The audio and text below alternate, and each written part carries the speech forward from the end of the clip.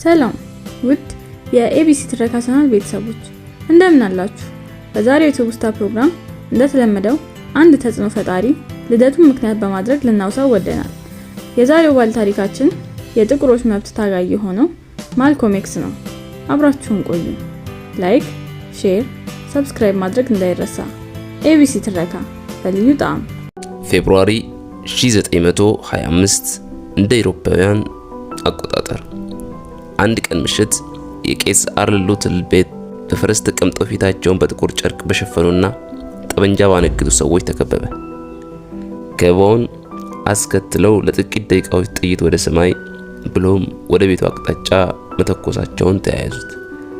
የስድስት ወር ጉዞ የነበረችውና 3 ልጆቿን አስተኝታ የባሏን መምጣት ስትጠባበቅ የነበረችው የቄስ አርል ባለቤት ሉዊስ ኖርተን ሂል ልጆቿን በድንጋጤ እየጎተተች ወደ በረንዳ ወጣች። ከፊታቸው ላይ ባደረጉትና መስቀል በተሳለበት ጥቁር ጭንብል የሰዎቹን ማንነት ለየች።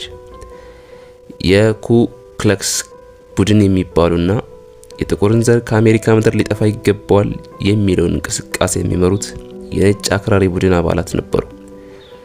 ከመካከላቸው አንዱ ወደ በረንዳው ቀረብ አለና ባልሽ ሲመጣ ንገሪው፣ ከአሜሪካ ምድር ጥቁሮች የሚጠፉበት ቀን ደርሷል።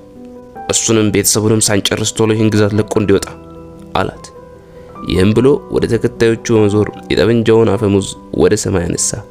በማስከተል የተደረገ ነገር ቢኖር በቄስ አርል ቤት ላይ የጥይት ርምታ ማውረድ ነበር።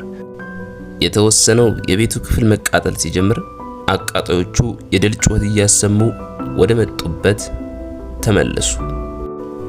ቄስ አርል ወደ ቤቱ ሲመለስ ባየው ነገር በቤተሰቡ ላይ በተፈጸመበት ጥቃት እጅግ ተበሳጨ።